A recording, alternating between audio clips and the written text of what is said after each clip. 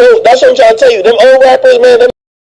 Bro, have you seen any of these old rappers who be like, yo, they're the foundation of hip hop, really living good?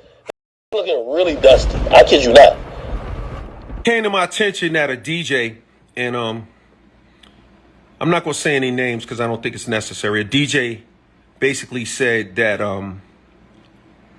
you know, a lot of the pioneers in hip hop are, you know, they're dusty, or how can they be the person that you know, invented hip hop if you know, they don't have a lot of money, or if they don't look or represent like they have a lot of dough, right?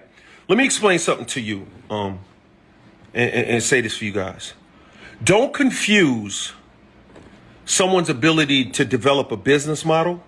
Don't conflate. In other words, don't think just because somebody knows how to get money or fails to get money that they didn't make a contribution to the culture. Funny story with Lennox, right? Yeah. So I was doing In the House back when I was doing In the House, right? So I'm doing In the House. So Lennox sitcom, right? The sitcom. Yeah, the sitcom. I did the sitcom. So Lennox did a guest appearance, right? So we in the, you know, and we, for whatever reason, my character's supposed to be boxing Lennox Lewis for charity, right? So, so we playing around. So, you know, we in there, we playing around. In some kind of way, he threw a punch, and I threw a punch and caught him in the nose. And I was like, don't hit me. Yo, hold up. I said, time out, cut. Hold up. Because I saw him like go. Because I wasn't supposed to catch him. I don't know how I caught him. But whatever happened, I wanted to just really give it a timeout and give it a second and reset. Because homeboy, like when I caught him, like he threw a let me see. Yeah, he threw a little right. No, well, let me see. He threw a jab. Yeah, he threw a jab at me, and I turned this way, and then, you know, and it came back with something, and didn't mean to and caught him. Yo, it was a crazy moment because it's like his face completely transformed. He went, and I saw some shit click, and when this shit started clicking, I was like, yo, that was the craziest moment of my life. Hold on. And that shit is on film somewhere. NBC got that shit on film somewhere.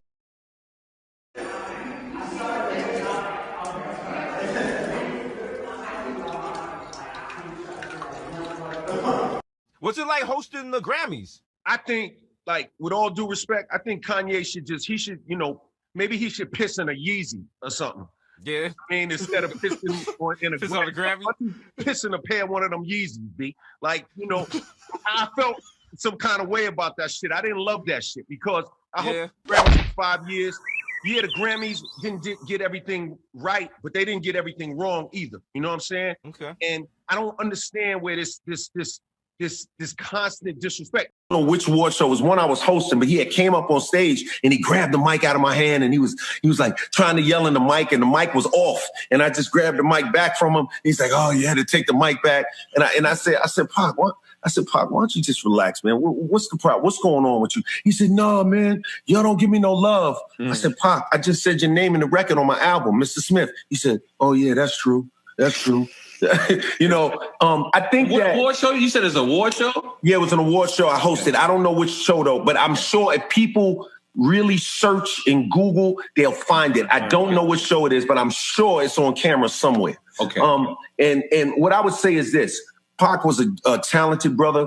You know, I think he touched the community like a pastor. You know, I think his stories were so heartfelt, and his songs were really heartfelt. And I think that, you know. I didn't really get into East Coast versus West Coast. That was never my thing. I was on the phone with a girl, right? And, you know, I was at Marley's studio and she was talking. Marley Marl. Let's make some noise for Marley Marl. Yeah, and I had smelled some weed, but I didn't inhale, you know? You know, after I had smelled the weed, you know, after smelling the weed, I laid on the couch and I was talking to this girl and she said, I was like, you know, yeah. She was like, what are you talking about? I said, baby, I don't know. I'm thinking about pig cookies in a plastic bag getting crushed by buildings right now.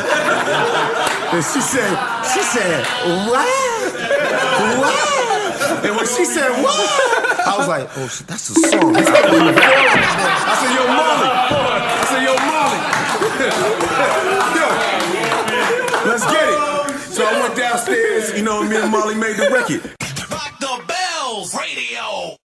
Now, I'll tell you what happened. Please tell us what happened. We don't know. What really happened, you know, the real story is that when we were doing the scene, Jamie, although he was experienced to somewhat, he was still a little green. I wasn't quite as green, but I was green too. When we were doing the scene, I was being aggressive when I was like, yo, you got, but this is character to character. I'm like, yo, you gotta, you know, and I'm like. Well, what scene are we talking about? Are we talking was about the scene on the sidelines where he didn't give me the ball. You pushed him? Or he didn't, something like that. After the huddle. Yeah. After the huddle. And I'm like, Okay. yo, you gotta, and I'm slapping his shoulders and this and that. No, you were like you know, this.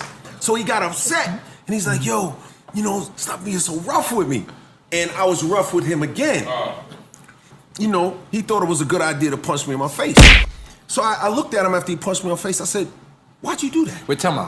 Look, and he like was turned to the side.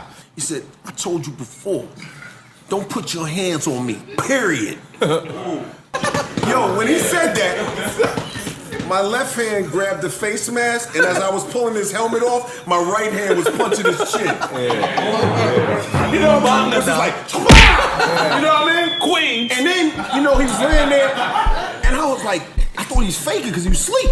I was faking. No, but that's not what it did. Then the whole team jumped on me, right? Rock the Bells Radio. Like one time we was in the studio and, you know, I said, Mike, you know, in the Smooth Criminal, how'd you lean forward like that? And I was sitting at the, like a baby grand piano. I'm sitting on the, you know, on a chair, and he was like sitting up on the piano like this, you know what I mean? And he was like, oh, well, I said, how did you lean forward? He said, well, you know, we had a Swami come in and, you know, we did a special thing and he did a ritual and he leaned forward and we all leaned forward together. I was like, really? He was like, no, silly. Yo, Mike was funny. Mike was funny. Rock the Bells Radio.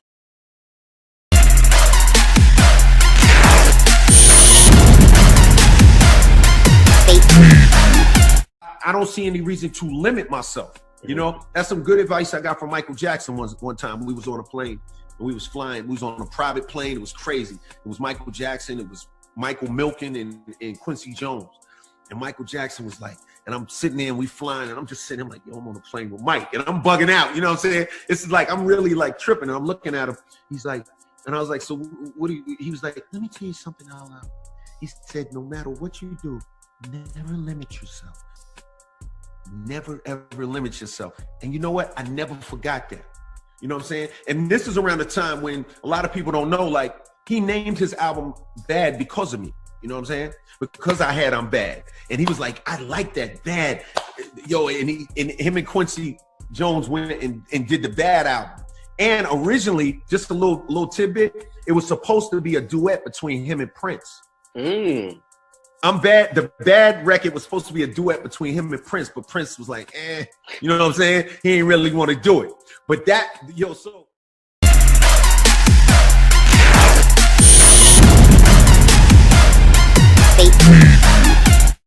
I'm thrilled to be here for Cat Week. It reminds me of, you know, that time I was driving and I heard this little voice and I picked up a little cat and, you know, got home, went home and put the cat in the house and then realized I was allergic and almost suffocated and had to drive to the emergency room with my face out of the window. Oh, like no. I literally drove to the hospital with my face outside the car window trying to breathe. It was the craziest thing I ever been through. The poor kitty. Where's the kitty? That's wow. Wow. Yeah, the cat is all right. I took the cat to a neighbor's house. Okay. You know, All right. you know, I'm still recovering, but the cat Okay. is wonderful. Yeah. Yeah, the cat's wonderful. Yeah. No, that's a horrible way to find out that you're allergic to cats. But, Yeah. Yeah. Yeah. But the cat is okay. Yeah, the cat is okay. good. The cat was fine. The cat Good. loved it. I just woke up and the cat was like laying there, like, you know, just like, you know what I mean? It felt bad, probably. Yeah. Yeah. Yeah. Well, anyway, happy Cat Week. Rock the Bells Radio. I'd like to thank all of the people who voted for LL to be in the Rock and Roll Hall of Fame year after year. But, you know, a lot of people, when I told them I got inducted, they'd say to me, well, it's about time. But see, what people don't realize is, I wasn't thinking about the people who voted against me. I was thinking about the people who voted for me. So it was love. Like what I was feeling is, wow, there's some people over there who won't take no for an answer. They're like, yo, this guy got to be in here, and we're going to keep fighting for you till we get him in here. So I thank you, all right? And the last thing I'll say is, rock and roll, hip-hop loves you. We borrow your beats, we sample them, we turn them into hits, and we know where we came from, and we know where things come from. We respect you as musicians, and we love you and appreciate you as musicians. We are artists too. We love you. Thank you. God bless. Mama, I made it! I have a lot of dreams. I got a lot of things I want to accomplish. You know, it's just a matter of, you know, you set your goals, you achieve those goals, and you set new goals. And you have to stay hungry and keep working towards the things that you want. And you never limit yourself. You never limit yourself, and you never listen to those little voices in your head that tell you you're not either capable or it can't happen for you. That only happens to other people. You never listen to those voices. Dreams don't have deadlines. You know, you think about, you know, whether it's Colonel Sanders starting KFC at 65 or Ray Kroc starting, you know, McDonald's at 52. No, I'm serious. Like, dreams don't have deadlines. You can do anything you put your mind to. And so it was 1 a.m, and you know, the alarm pad went off. But it's, you know how you have an alarm, and like, for those who have an alarm, it'll give you a minute to put your code in. It'll go ee, and you have to turn your alarm off. Well, mine just went ee, and so I went to the keypad, Simone sleep, and I'm looking at the keypad, and I'm like, family room. And she said, family room, wasn't it? And so I'm thinking. Wait, so you mean when it walks, it's telling you it where tells you where the default is. The default. I think that's the word. So, you know, and I'm in my drawers. It's 1 a.m. So I just say, you know what? I'm thinking it's like my daughter sneaking in. You know, maybe I don't know. She coming in late. I deal with that too. I'm like, oh, dun. Yeah, let me go down here and see what's happening. So I'm just walking downstairs. Got my drawers. I turned the alarm off. Walk downstairs. Come down, and when I was going towards the kitchen, he's coming out of the kitchen, and then we face to face. Oh, shit. And he's got all black on, he's got a big bag, he's got the Lon Manson beard, boots, you know, and he's looking at, Is he black? No. He's white? He's a white dude. Oh, you pounded him out immediately. Oh, God. Oh, God. Let's go there. Oh, God. I mean, you know, terrified. You see Rick Rubin, but it wasn't Rick Rubin. It was freaky. It was freaky. I think, you know, stupid mother. That's all you have, stupid mother. You know, everything you get, every stupid mother you could ever heard on everywhere. And I was like, you know, and then I got him down, and then it took the police. Wait. You skipped. How you got him down? No, I don't want to. Yeah. But how did?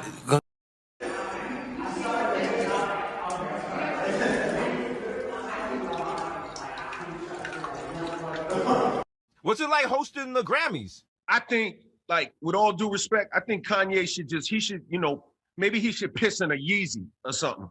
Yeah. I mean, instead of pissing in a Piss on the Grammy? piss in a pair of one of them Yeezys, B. Like, you know, I felt some kind of way about that shit. I didn't love that shit because I hope the Grammys for 5 years. Yeah, the Grammys didn't get everything right, but they didn't get everything wrong either. You know what I'm saying? Okay. And I don't understand where this constant disrespect.